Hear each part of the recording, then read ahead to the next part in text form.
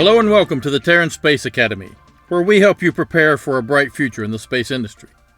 Please don't forget to like and subscribe, and help support us on Patreon if you can. We appreciate you. We have several themes in our lessons. We cover propulsion systems, talking about the latest research in chemical, electric, and nuclear rocket systems. Space medicine, which covers how the space environment affects the human body, and what we can do to stay healthy in space. And also something called Starship Academy, where we focus a lot of attention on the development of the SpaceX Starship. We do this because of SpaceX's unprecedented openness. Most space companies are so secretive that it actually hinders their progress. This is not a problem with SpaceX, where they routinely invite the world to tour their construction and launch facilities. This gives students of space science an opportunity to study the rapid prototyping, construction, and testing of what will be the most powerful rocket system ever built. Today's lesson will be a deep dive into a component that is critical to a rocket system's success: the quick disconnect system.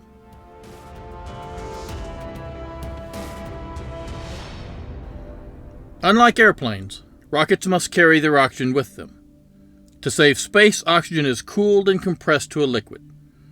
Liquid oxygen has a density of between 1,140 and 1,250 kilograms per cubic meter, depending on how cold it is and under what pressure.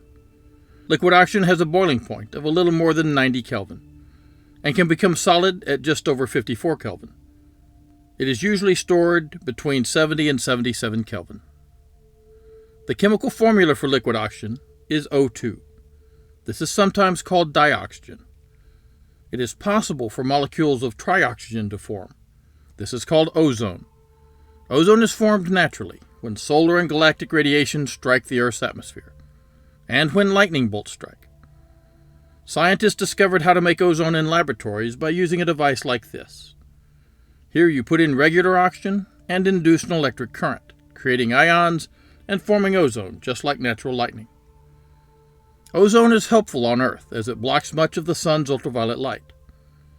The ozone produced by radiation stays high in the atmosphere, as seen here. But ozone is not healthy in the lower atmosphere. It is very corrosive and not at all good for humans to breathe. If any of you have bought home air ionizers that produce ozone, get rid of them. Ozone is considered a pollutant, and high levels are directly related to asthma and COPD attacks and even cancer. Transient molecules of O4 also form, but these are not stable. I have been asked why rockets don't use liquid ozone as an oxidizer. Liquid ozone is denser than liquid oxygen, at 1,614 kilograms per cubic meter at 77 Kelvin. The boiling point of liquid ozone is 161 Kelvin, so it's more stable. This seems to be a better choice than liquid oxygen at first. But ozone, being less stable than regular dioxygen, breaks down quickly to dioxygen and a free oxygen radical. This free oxygen radical will then combine with almost any other metal, plastic, or rubber, causing all of your tanks and seals to corrode. Only gold, platinum, and iridium are completely resistant to ozone corrosion. This would make your oxidizer tank very heavy and very expensive.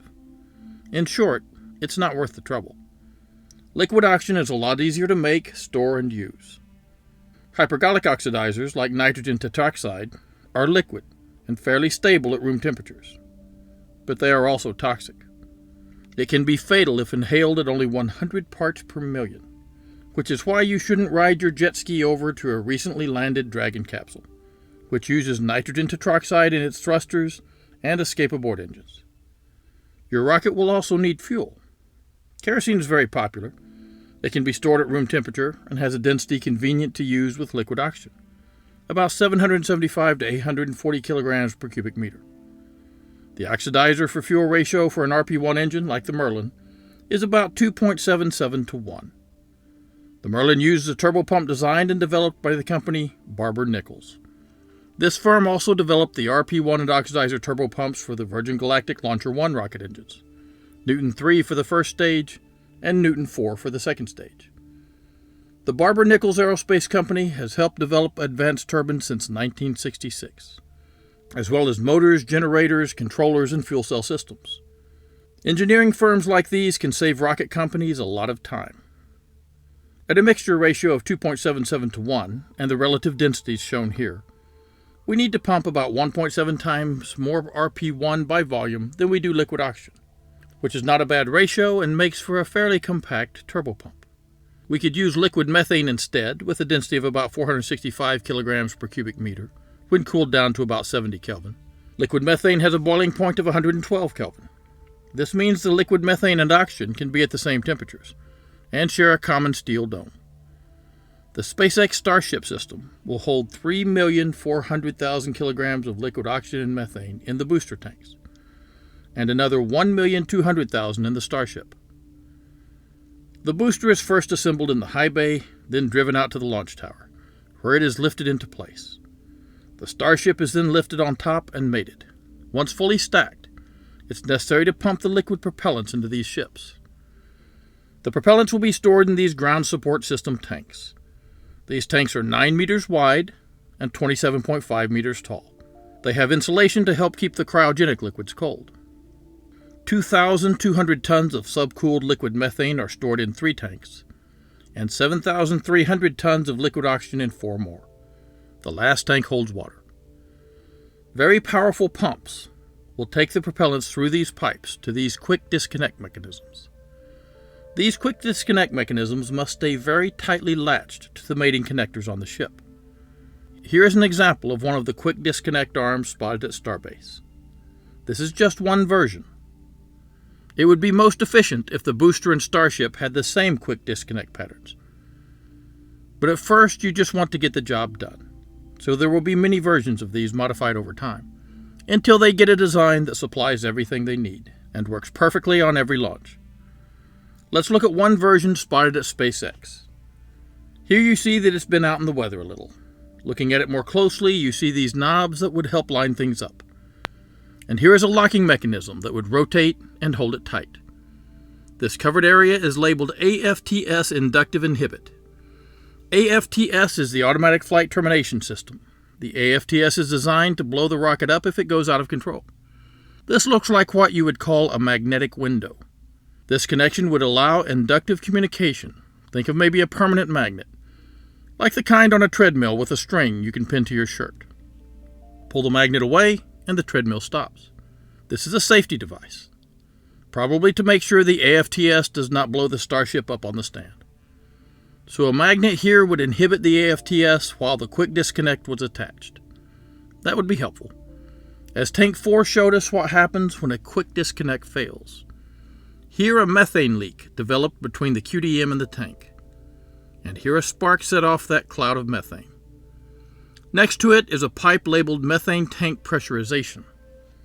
This will probably pump cold methane gas into the methane tank, prior to filling it with liquid methane. Next to it is the same type of prepressurization line for the oxygen tank. This line seems to say helium bubble. What the heck is a helium bubble line? Understand that pumping liquid oxygen at 70 Kelvin, which is lower than 200 Celsius, into a steel pipe and tank that has been sitting in the Texas or Florida sun at a scorching 100 Fahrenheit or about 38 Celsius, creates a temperature change of almost 240 degrees Celsius.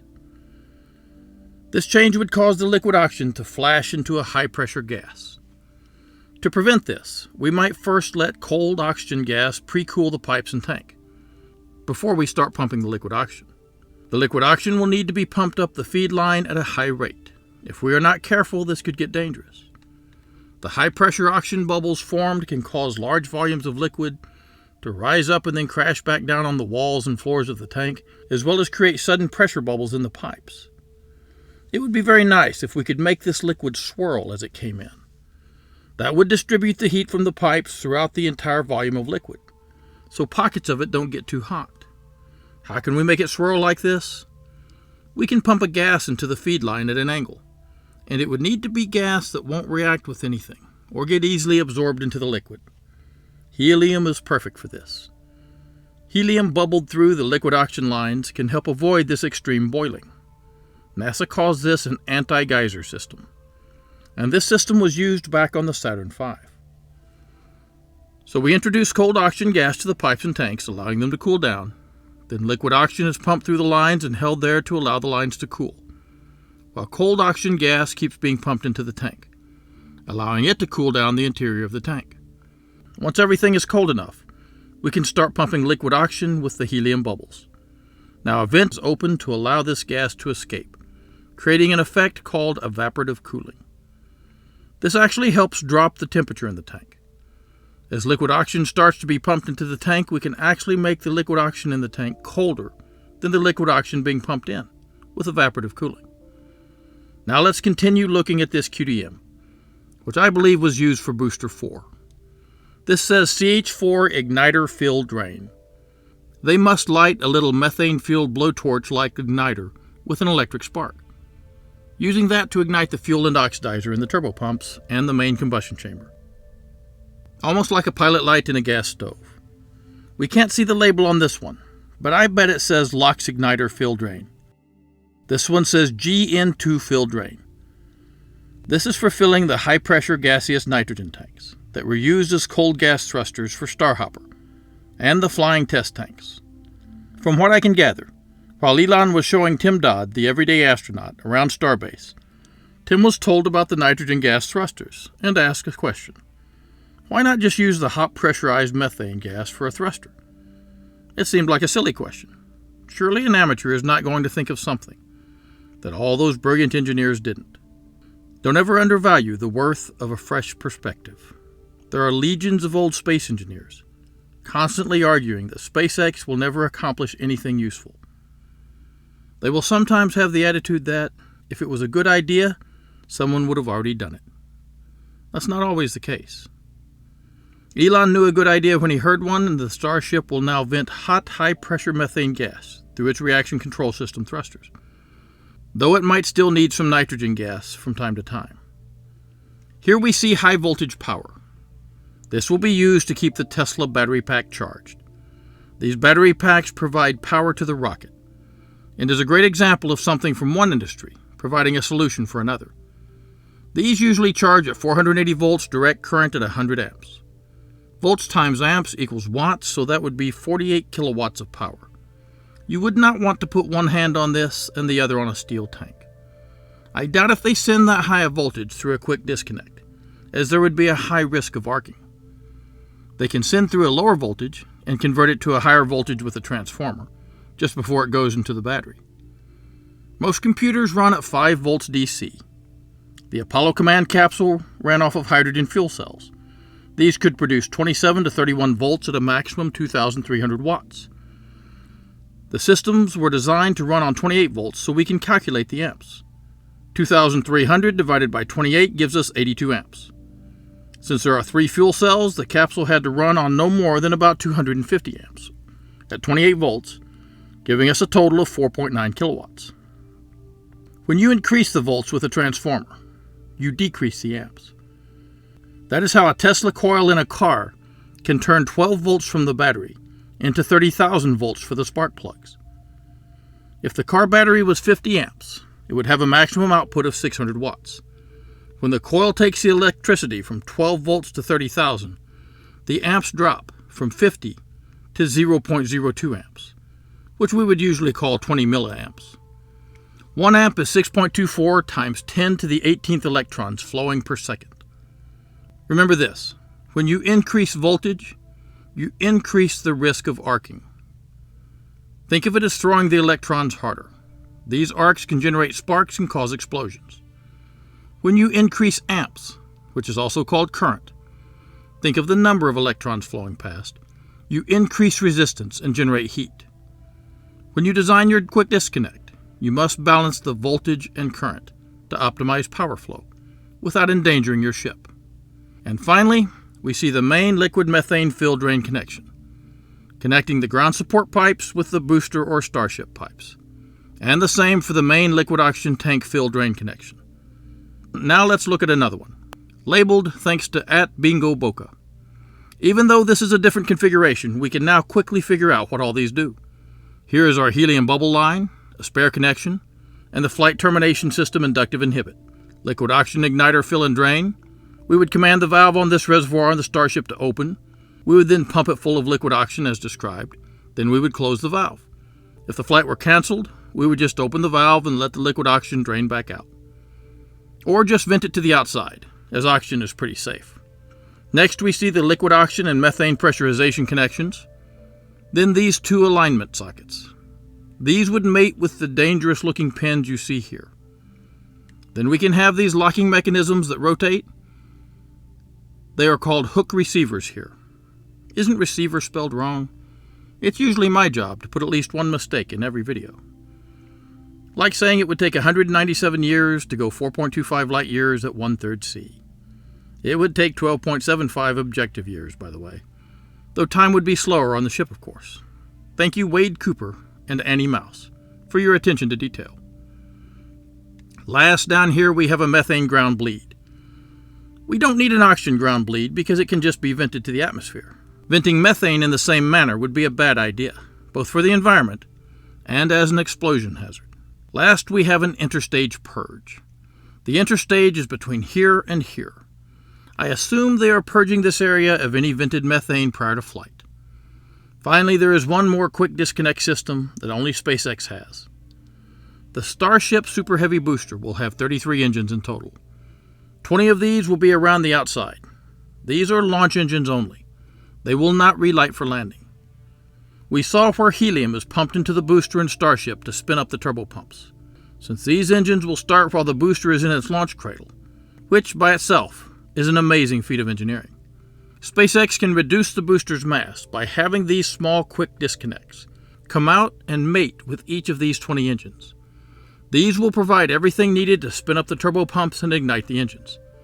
So we are probably looking at a high-pressure helium line and 2 lines for the igniter methane and oxygen, as well as bleed lines. These will help ignite the launch assist engines and detach and retract just prior to liftoff, hiding themselves from the rocket exhaust under steel hoods. The larger quick disconnects for the booster and the Starship will do the same thing.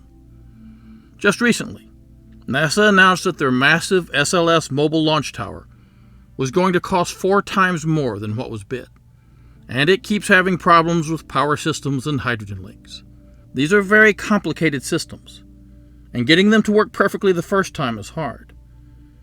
That's why I think it's smarter to do things the SpaceX way. Build cheaper systems and test them out in action. Sure, you might lose a tank and some ground equipment, but in the end, every component of these complex systems will need to work perfectly for a Starship to launch. Getting everything to work perfectly the first time is almost impossible. Getting it all to work perfectly the 100th time is a lot easier. Rapid prototyping, testing, and refinement are key to humanity's success in space. I hope to see both the SLS and the SpaceX Starship launch this year. Both are beautiful works of engineering art. But one is a handcrafted, custom-built Bugatti sports car, and the other is a Ford F-250. I know which one I think is more suited to sustainable space exploration.